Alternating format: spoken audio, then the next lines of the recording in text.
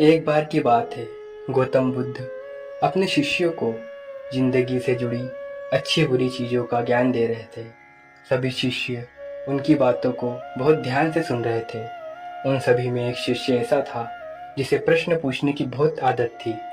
वो उठकर गौतम बुद्ध के पास गया और उनसे बोला, आप हमें जिंदगी के बारे में जो कुछ सिखा रहे हैं उस सब का क्या फ़ायदा, क्योंकि हम में से बहुत से बच्चों को ये भी नहीं पता कि हमारे जीवन का मूल्य क्या है और जीवन हमारे लिए कितना कीमती है।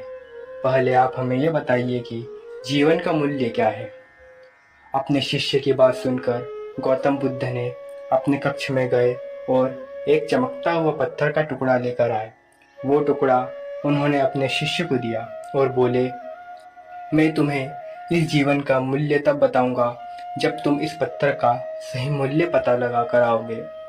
साथ ही ये ध्यान रखना कि तुम्हें यह पत्थर का टुकड़ा किसी को बेचना नहीं है। गौतम बुद्ध की बात मानकर वो शिष्य बाजार की तरफ चला गया। बाजार में सबसे पहले उसकी नज़र एक फल बेचने वाले पर पड़ी और उसने वो पत्थर उस फल वाले को दिखाया और बोला, इस पत्थर के बदले आप मुझे कितने फल दे सकते हो। वह फल वाला बोला, ये पत्थर कुछ खास तो नहीं, लेकिन फिर भी इसके बदले में तुम्हें 10 केले दे सकता हूँ। वो शिष्य उस पत्थर को लेकर आगे चला गया। फिर उसे एक सब्जी वाला मिला। शिष्य ने उस सब्जी वाले से उस पत्थर की कीमत पूछी। सब्जी वाले ने उस पत्थर को ध्यान से देखा और बोला, इस पत्थर की कीमत के बदले में तुम्हें ज़्यादा से ज़्यादा एक बोरी भर कर सब्जी दे सकता हूँ। इसके बाद वो शिष्य उस पत्थर को लेकर एक सोने के व्यापारी के पास गया। उस पत्थर के टुकड़े की चमक देखते ही उस सुनार ने उसे कीमत 100 सोने के सिक्के लगाई। शिष्य ने वह टुकड़ा बेचने से मना किया तो वो सुनार उसके बदले 200 सोने के सिक्के देने को भी राजी हो गया, लेकिन शिष्य ने वो पत्थर नहीं बेचा। इसके बाद वो शिष्य एक हीरे के व्यापारी के पास गया और उनके सामने उसने वो पत्थर के टुकड़े को रख दिया।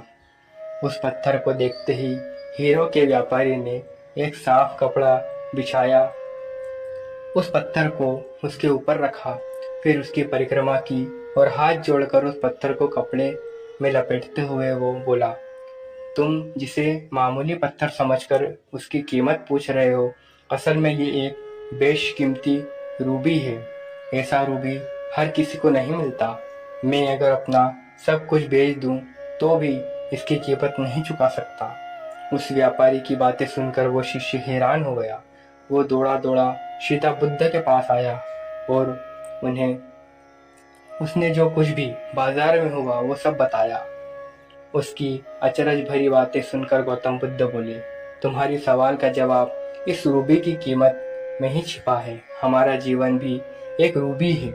रूबी की तरह ये भी बेशकीमती है, लेकिन हम इस बात को हमेशा नज़रअंदाज करते हैं और अपने जीवन का मूल्य नहीं समझते। हम दूसरों को देखकर और उनके जैसा जीवन जीने की कोशिश में अपने जीवन की कीमत को कम कर देते हैं। हम ये सोचते हैं कि हमारी ज़िंदगी की कीमत वही है जो दूसरों हमें बताते हैं, लेकिन ये बात हमेशा ध्यान रखना कि सामने वाला अपनी हैसियत, बुद्धि और अपनी समझ के हिसाब से तुम्हारी कीमत लगाता है।